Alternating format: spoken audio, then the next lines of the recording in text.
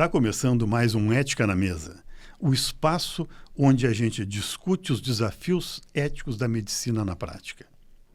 Hoje vamos abordar um tema que diz respeito ao futuro da profissão, o papel do estudante de medicina e os dilemas éticos que começam muito antes do diploma. Muitas decisões que parecem pequenas durante a graduação podem ter consequências éticas e legais lá na frente. Para essa conversa, eu recebo o coordenador do Núcleo Acadêmico do Simers, o doutor Éder Berg. Seja muito bem-vindo, doutor Éder. Muito obrigado pelo convite, obrigado pela trazer tão importante tema para a nossa roda de discussão aqui, que certamente vai impactar muita gente. Com toda certeza. Doutor Éder, o que o estudante de medicina faz hoje que pode ter implicações éticas no futuro? Essa é uma pergunta boa e uma pergunta que dá para dividir em duas perguntas.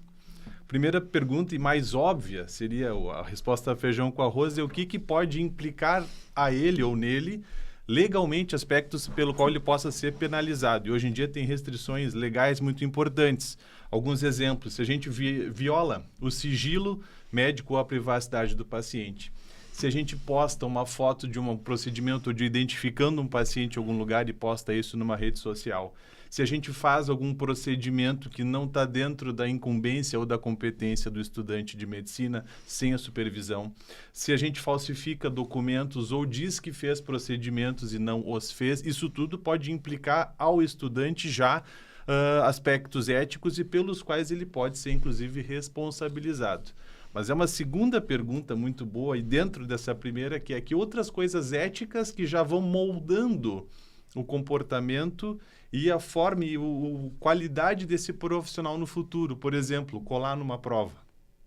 Já é um aspecto ético pelo qual o estudante pode ser, se não penalizado, vai dizendo muito sobre a personalidade e sobre o tipo de médico que ele vai se comportar ali na frente.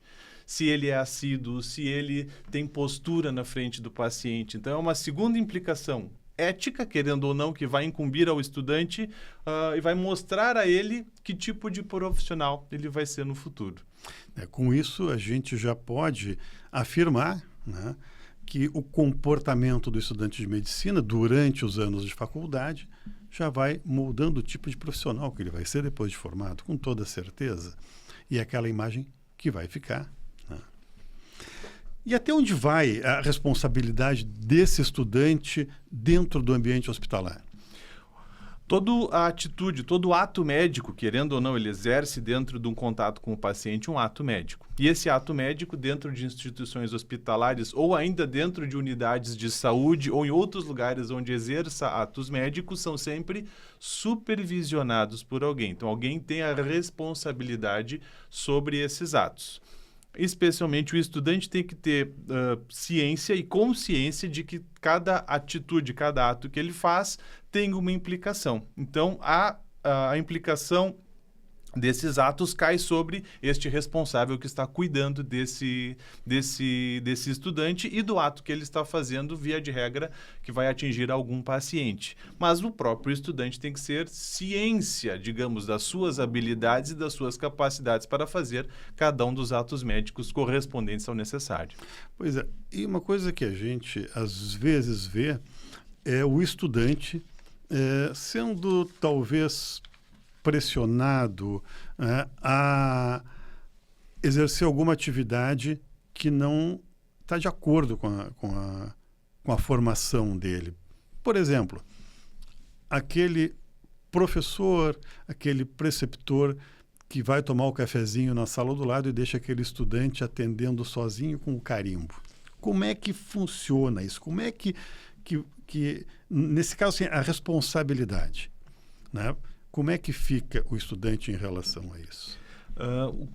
Existe um código de ética do estudante de medicina, publicado inclusive pelo Conselho Federal de Medicina em 2018, e ele diz que o estudante tem as suas responsabilidades e seus direitos, digamos assim, dentro da faculdade.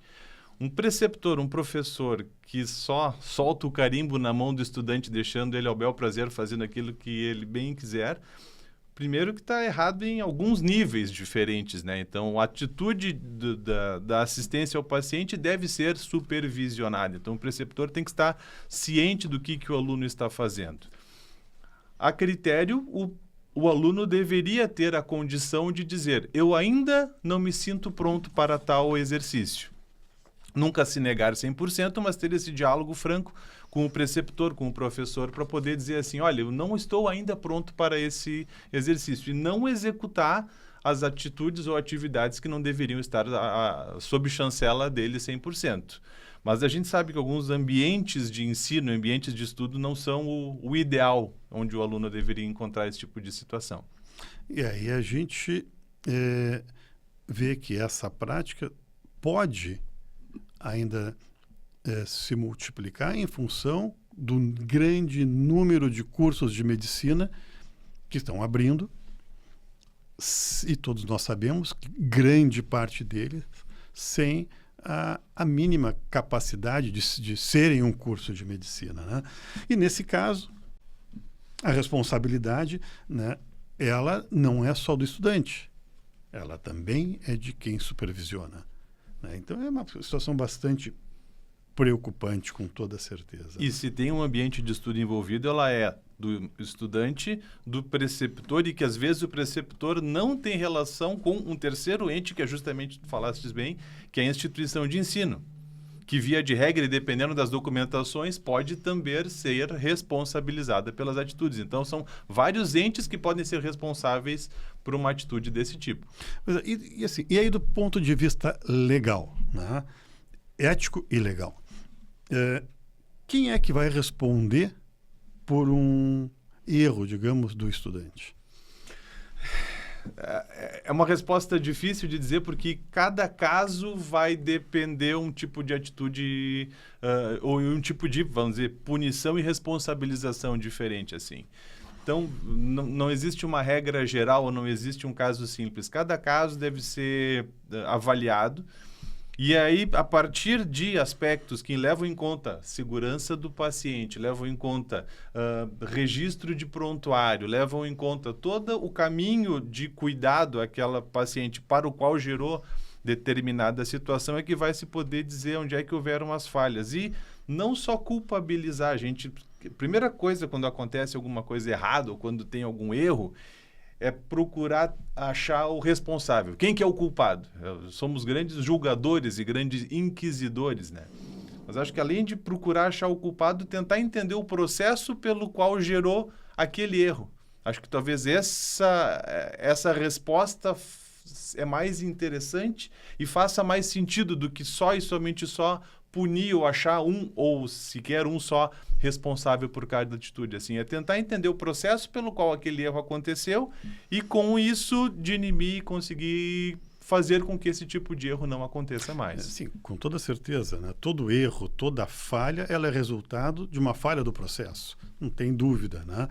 E aquilo que nós tínhamos conversado no início, aquele estudante de medicina que ele vai lá e, como tu mesmo falasse, posta a foto, né, do paciente durante a cirurgia, ou vaza alguma informação de algum prontuário, enfim.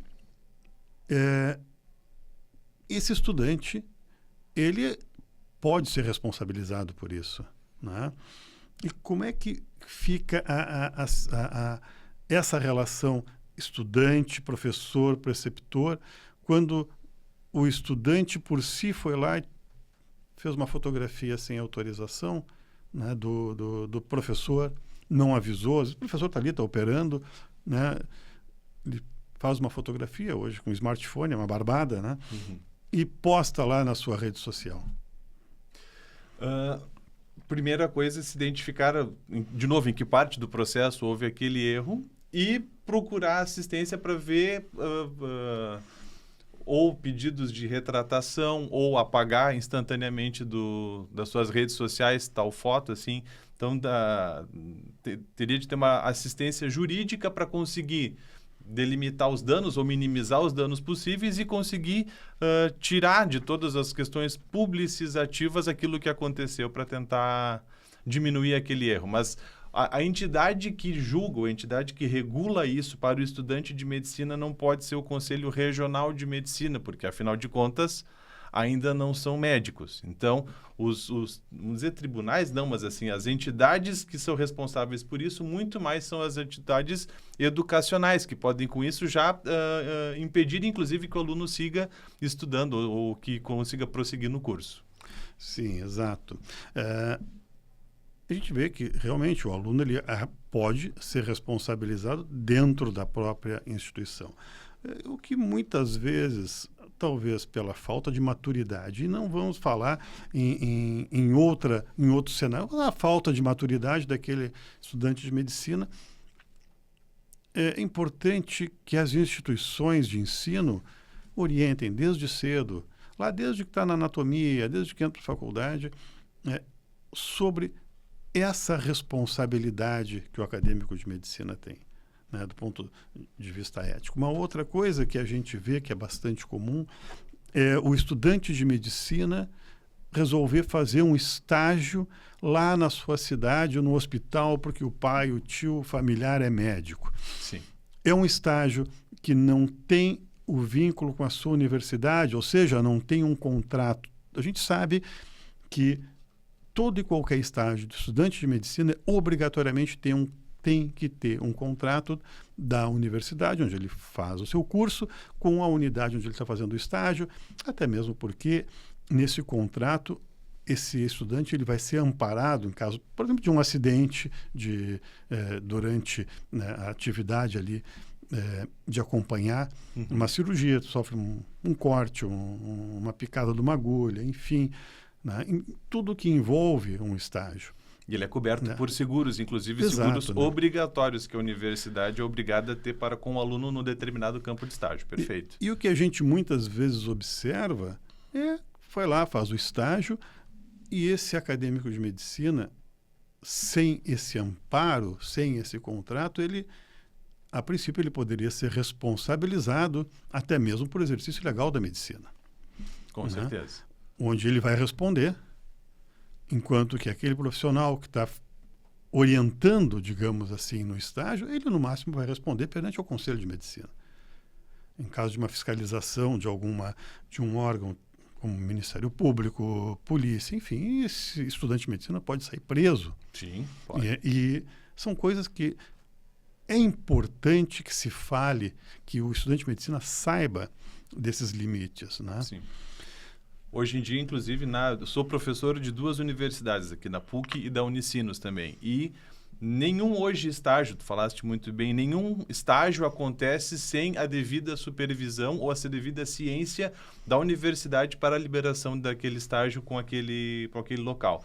E para conseguir esses estágios é um processo realmente muito, vamos dizer assim, muito complexo, não nesse sentido, mas bem detalhado, onde tem que ter um convênio firmado entre a instituição e a universidade, tem que ser uma instituição que possa dar o respaldo educacional para aquele estudante.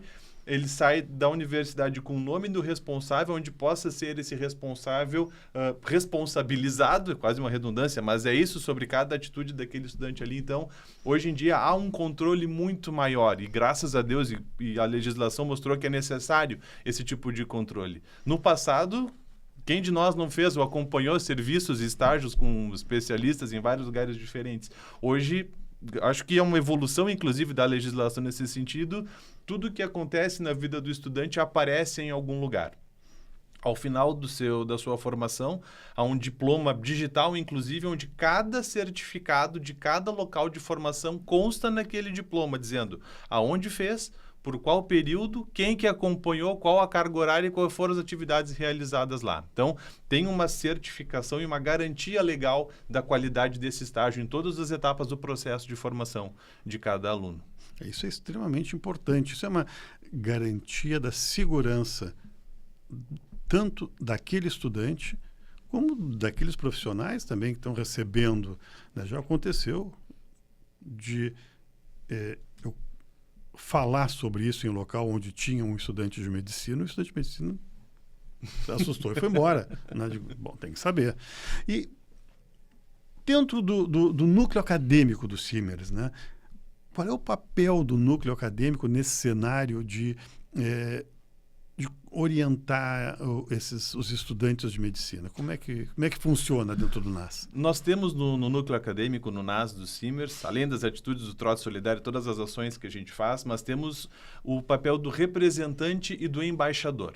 Então, cada universidade a gente procura ter um representante e o embaixador do núcleo acadêmico agindo e atuando e sendo destaque, sendo notório sua presença e o seu saber em cada universidade. E esse representante embaixador deve ser o que traz as notícias ou traz as dificuldades encontradas em cada campo de estágio para o núcleo acadêmico, que a partir de trazer essa, vamos chamar de denúncia, mas não necessariamente seja uma denúncia, talvez situação. A situação que tem que ser debatida vai trazer para o núcleo acadêmico e o núcleo vai conseguir discutir e determinar as providências que devem ser tomadas em relação a cada situação. Todas as semanas nós nos reunimos, quartas-feiras, é o papel dos diretores do NAS, para justamente deliberar sobre as condições de ensino de cada universidade, deliberar sobre projetos de ensino. Então, a gente está atento e recebendo, quando necessário, as situações que acontecem nas universidades para poder deliberar e usar todo o serviço aqui do sindicato, serviço jurídico, serviço contábil, serviço de, inclusive, político que a gente possa fazer para agir e resolver as demandas que chegam para a gente. Sim, é uma segurança muito grande, né, para o estudante de medicina e é de extrema importância no momento em que ele aprende os seus limites, aprende o que ele pode buscar, aprende onde ele é amparado. Perfeito. E aprende, obviamente, o que não fazer, né? Então, isso é muito importante. E como é que o estudante pode fazer para se aproximar do NAS? O núcleo acadêmico ele tem então a presença dos diretores, são cerca de 25 a 30 diretores que se reúnem nessas quartas-feiras. Inclusive, temos processo aberto, seletivo, tanto para diretores quanto para representantes e embaixadores. Então, a gente tem reuniões nas quais a gente aqui no sindicato delibera sobre os assuntos que eu já falei. Tem as questões das atividades do Trote Solidário, um dos maiores eventos de generosidade e de benfeitoria envolvendo os calouros das universidades de medicina. Temos outras atividades de bem-estar social e de auxílio agora com todos os benefícios dos médicos do sindicato foram passados para os associados do sindicato. Então, os acadêmicos que se associarem ao Simers podem gozar dos mesmos benefícios contábeis, jurídicos. Temos o Total Pass também agora. Então, o acadêmico pode se associar ao Simers e, com isso, se aproximar do núcleo acadêmico também e trazer as suas demandas para a gente tentar deliberar e debater sobre elas aqui com a gente. Isso é excelente, assim, é uma valorização muito grande, né, do estudante de medicina,